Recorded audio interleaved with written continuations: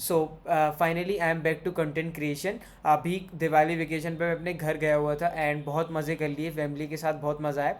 But now finally I am back to my work place and starting my work. So आज हम शुरू करेंगे Manorama industries का analysis से। एंड इस कंपनी का हम बिजनेस मॉडल समझेंगे, फिनेंशियल्स देखेंगे एंड इनके Q2 के जो नंबर्स हैं वो बहुत सॉलिड आए, but still the stock has not moving and not been performing. So उसके पीछे के जो रीजंस मुझे लग रहे हैं उनको भी डिस्कस करेंगे।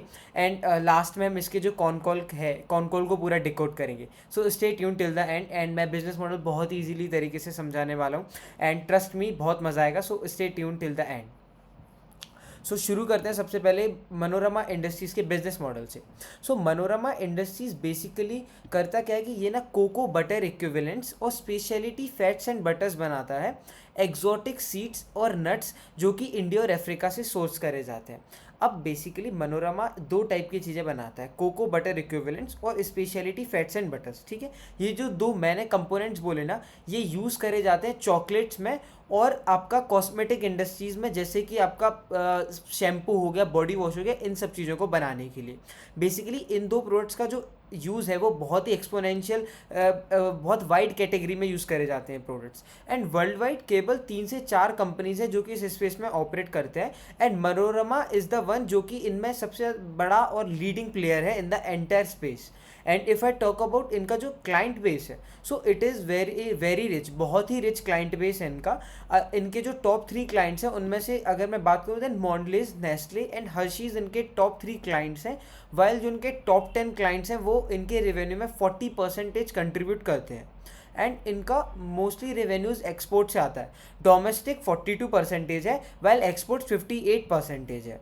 सो अभी हमने जो बिजनेस मॉडल समझा तो वो वही यही चीज़ है कि यार ये ना इंडिया और अफ्रीका से कुछ इंपॉर्टेंट प्लांट सीड्स हैं, उनको इम्पोर्ट करते हैं, मतलब गैदर करते हैं। एंड इनके पास एक छत्तीसगढ़ रायपुर बिरकौनी में एक मैन्युफैक्चरिंग प्लांट है, एक ही प्लांट है जिसमें सारा काम करते हैं। वहाँ से ही दो कंपोनेंट्स बनाते हैं, कोको बटर इक्विवेलेंट्स और स्पेशलिटी फैट्स एंड बटर्स।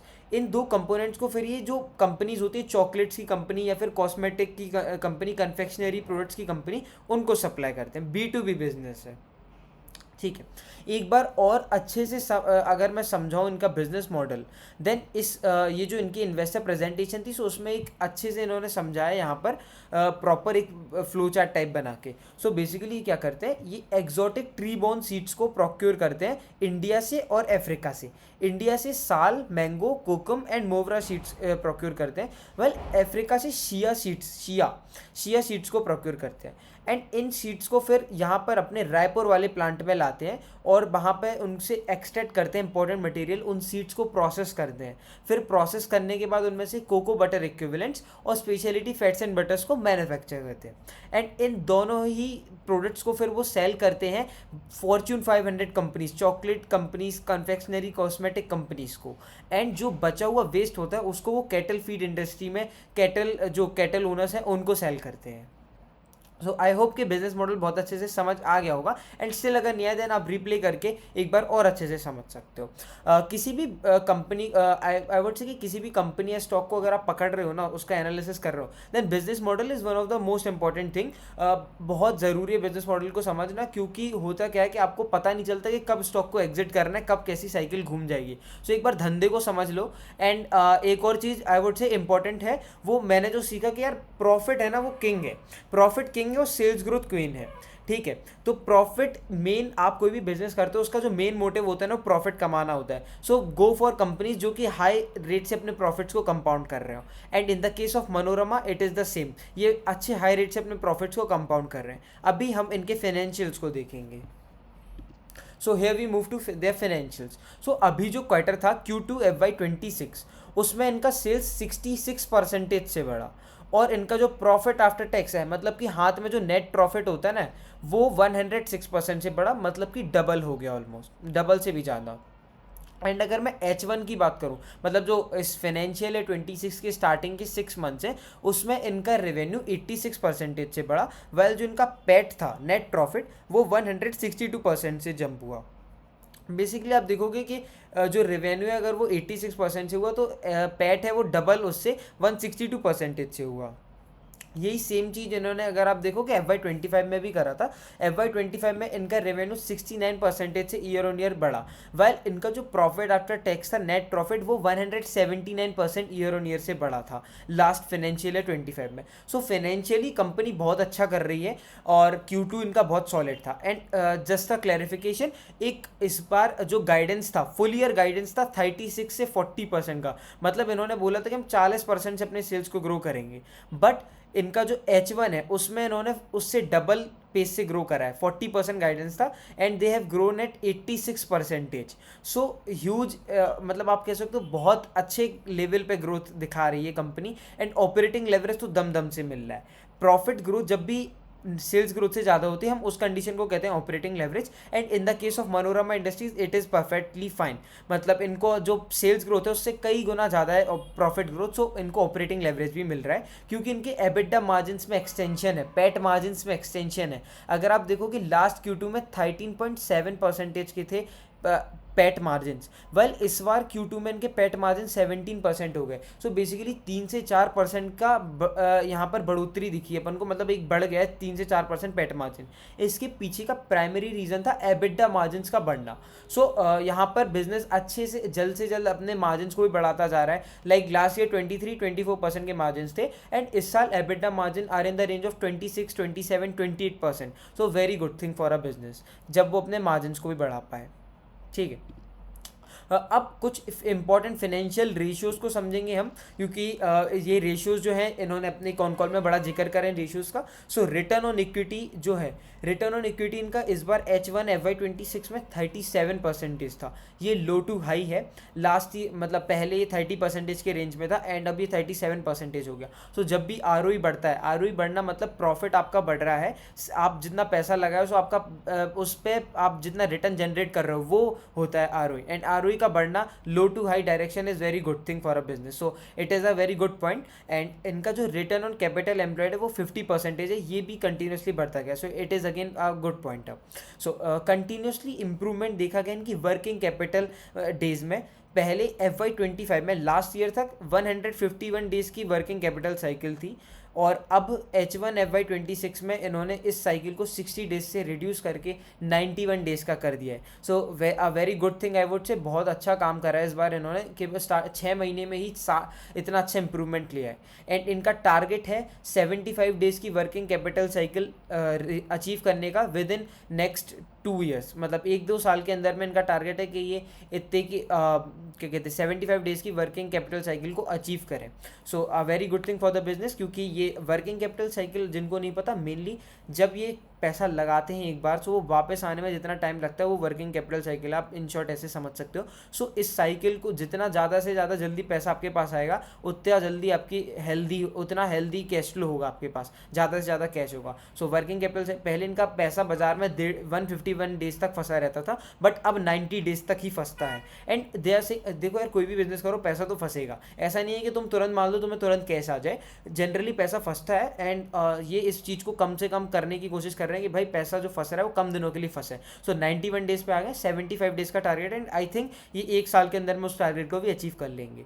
सो यहाँ पर जो इनके एबिटा और पैट मार्जिन से उनमें कंटिन्यूस इंप्रूवमेंट देखा गया, जैसा कि मैंने पहले भी आपको बताया। 24% से 27% हो गए FY25 से H1 FY26 में। पैट मार्जिन 14% से 17% हो गए H1 FY26 में। फाइनेंशियल रेशियो वाइज कंपनी बढ़िया कर रही है, फाइनेंशियली एकदम सॉलिड ग्रोथ आ रहा है, मज़ा आ रहा है।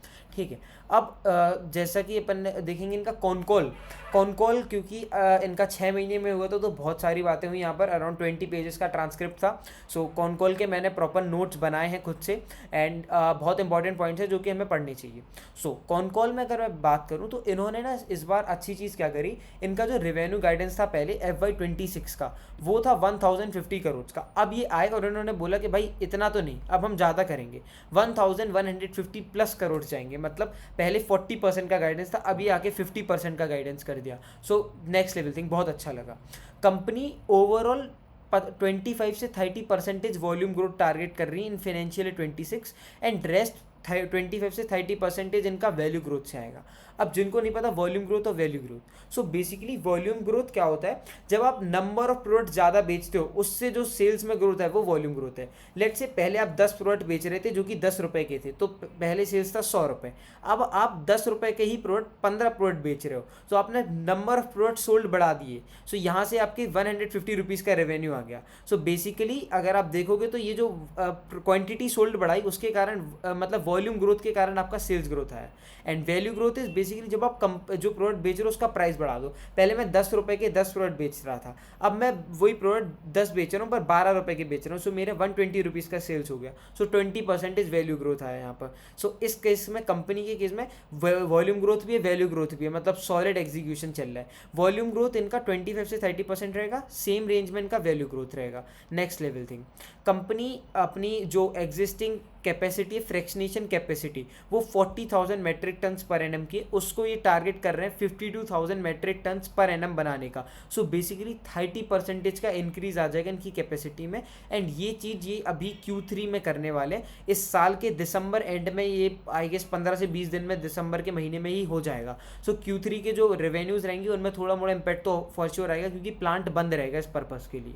बट जो फुल ईयर गाइडेंस है 50% का, उसमें कोई भी चेंज नहीं आएगा, इट विल बी स्टैग्नेंट। ठीक है।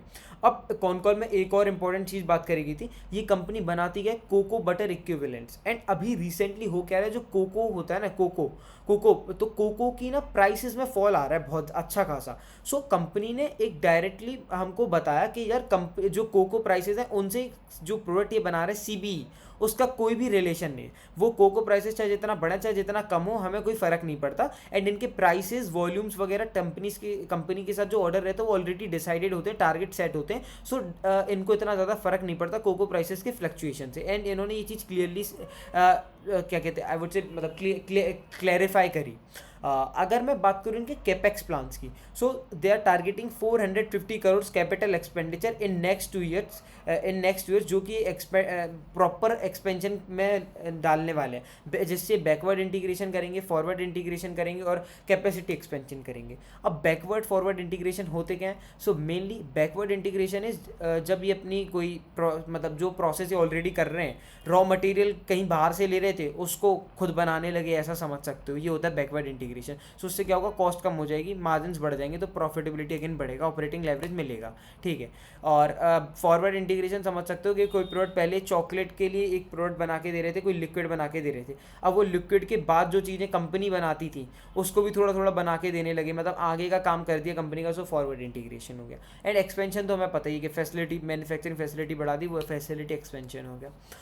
अब ये जो फैसिलिटी इनकी बनने वाली है, नई फैसिलिटी, ये नहीं एक्चुअली जो 40,000 वाली अभी करंट फैसिलिटी है ना, फ्रैक्शनेशन वाली, वो उसको 40,000 से 52,000 ले जा रहा है, 30% का इंक्रीज आएगा। सो इनके रेवेन्यू का क्या पोटेंशियल है? अगर ये 52,000 मेट्रिक टन पर एनम वाली कैपेसिटी पे 100% यूटिलाइजेशन देखें तो ये 1800 से 2000 करोड़ का रेवेन्यू क्लॉक कर सकते हैं। And current revenue run rate अगर मैं बात करूं तो गाइडेंस है 1150 करोड़, मोटा मोटी 1200 करोड़। सो वहाँ से पोटेंशियली 50% का इंक्रीज आ जाए, 50-60% का इंक्रीज आ जाएगा टोटल कैपेसिटी में। बेसिकली वही है, 30% से वॉल्यूम कैपेसिटी एक्सपेंड कर रहे हैं और 25-30% उनका वैल्यू ग्रोथ रहता है। So it comes out to 50-60% के रेंज में इनका रेवेन्यू में ग्रोथ आ सकता है अगर ये 100% से अपनी कैपेसिटी को यूटिलाइज करें इन FY27।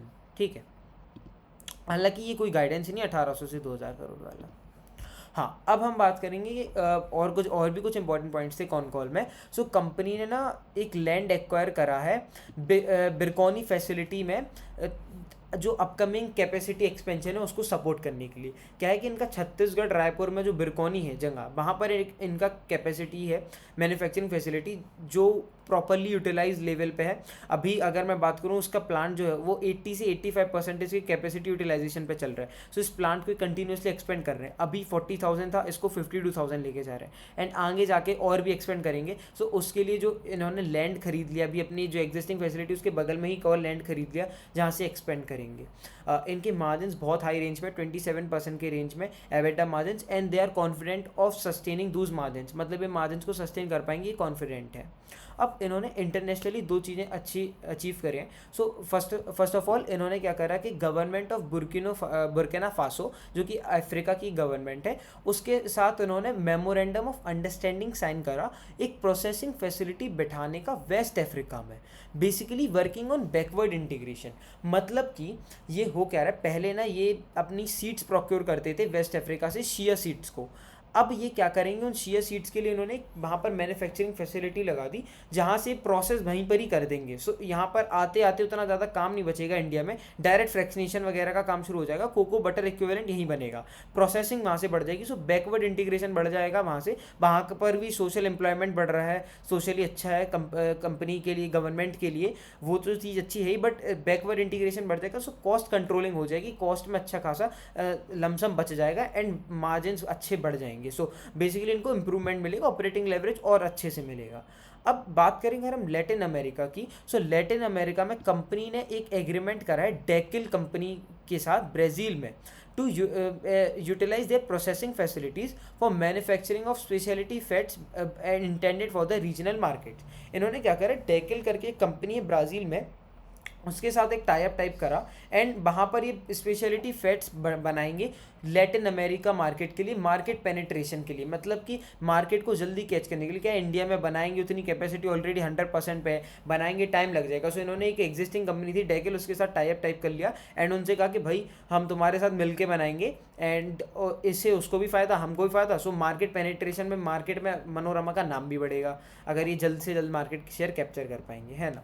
सो यही था इंपॉर्टेंट पॉइंट्स कॉनकॉल के जो कि मैंने डिस्कस करे, and it's mostly points almost सारे ही कवर करे हैं, एवरीथिंग। सो आई होप कि आप सबको समझ आया होगा। हाँ, एक चीज़ जो रह गई इसमें लास्ट में, वो ये कि यार मनोरमा का इतना अच्छा नंबर्स है, मेरे को कॉल में भी सब कुछ साउंड पॉजिटिव, सारी चीज़ें पॉजिटिव साउंड करी, but still the stock has not been performing, and the stock has been stuck in the same range, 1400 से 1500 की रेंज पे। So honestly I don't know the exact reason, मेरे को भी exact reason नहीं पता genuinely, but what I would say कि यार देखो, बिजनेस की परफॉर्मेंस को अगर मैं ट्रैक करूं तो सब कुछ अच्छा चल रहा है बिजनेस के लिए, ठीक है। आगे जाके एक्सपेंशन करने वाले भाई, गाइडेंस बढ़ा दिया और सब कुछ अच्छा है, बट दो तीन चीज़ें जो हो सकता है रीजन, क्योंकि Q3 में इनका प्लांट शट डाउन रहेगा, तो हो सकता है रिजल्ट इम्पेक्टेड हो, उतना खासा ग्रोथ ना है जितना अभी आ रहा था। Q1 में 100% का, 117% का आया, Q2 में 65% का आया, बट अभी इतना अच्छा ग्रोथ नहीं आया, हो सकता है उतना अच्छा ग्रोथ ना है Q3 में, क्योंकि प्लांट शट डाउन रहेगा। सो उसके कारण हो सकता है मार्केट इसको थोड़ा डिस्काउंटिंग कर रहा हो,